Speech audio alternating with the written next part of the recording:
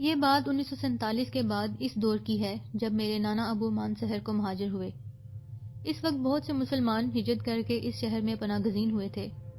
چونکہ وہ ایک مہاجرین کی آباد کاری تھی تو اس وقت کی حکومت نے مہاجرین کے لیے راشن پروگرام جاری کیا ہوا تھا۔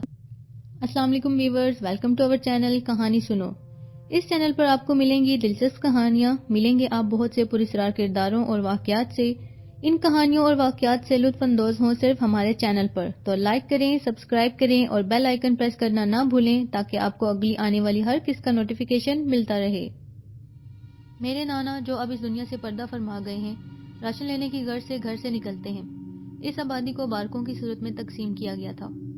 میرے نانا بارک نمبر 10 میں مقیم تھے اور راشن دفتر بارک نمبر 12 میں تھا۔ وہاں پر راشن لینے والوں کی ایک لمبی لائن تھی۔ میرے نانا بھی اسی قطار میں کھڑے ہو گئے۔ اپنی باری آنے پر وہ راشن لیے گھر کی طرف روانہ ہو گئے۔ سردیوں کی دوپہر شام میں ڈھلنے کو تھی۔ میرے نانا تیز تیز قدم اٹھاتے گھر کو روانہ ہوئے۔ وہ اس وقت رشا کی مرض میں مبتلا تھے، اس لیے چلنے کے لیے چھڑی کا استعمال کیا کرتے تھے۔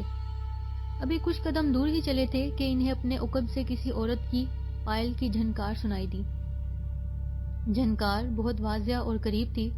میرے نانا نے غیر ارادی طور پر مڑ کر دیکھا تو ان کے پیچھے ایک عورت جو لال زرق برق لباس اور زیورات میں لدی بندھی ہوئی تھی دیکھ کر مسکرانے لگی۔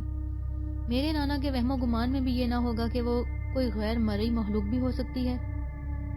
انہوں نے سوچا کہ شاید کوئی عورت بن سنور کر کسی شادی کی تقریب سے لوٹ رہی ہے۔ کچھ قدم کے فاصلے پر انہیں یہ محسوس ہوا کہ کوئی طاقت انہیں پیچھے کی طرف سے کھینچ رہی ہے۔ میرے نانا نے مڑ کر دیکھا تو وہی عورت تھی، مگر فاصلہ اتنا تھا کہ عورت کا ہاتھ ان کے کندھے تک نہیں آ سکتا تھا۔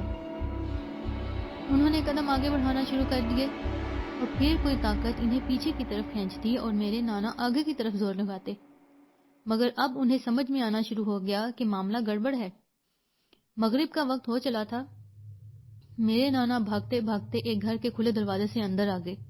جب وہ گھر کے اندر آئے تو انہیں اپنے پیچھے ایک عورت کے غصے سے بھرپور چیخوں کی آواز سنائی دی۔ گھر کے مکینوں نے میرے نانا کو پانی دیا۔ انہیں ان کی حالت کچھ ابتر محسوس ہو رہی تھی۔ پھر ان لوگوں کی نظر نانا کی پھٹی ہوئی چادر پر پڑی جو کندھے سے لٹک رہی تھی۔ پوچھنے پر بتایا کہ راستے میں ایک عجیب واقعہ پیش آیا۔ ایک دلہن نما عورت انہیں اپنی طرف کھینچ رہی تھی اور اسی جھینا جپٹی میں چادر پھٹ گئی، راشن سارا بکھر گیا اور میں جان بچانے کی غرض سے بھاگ گیا۔ یہ دروازہ کھلا دیکھا اور اندر کی طرف دوڑ لگا دی۔ ان لوگوں نے خوف اور حیرت سے میرے نانا کو دیکھا اور بولا، آپ خوش نصیب ہیں جو اس راستے پر بچ گئے۔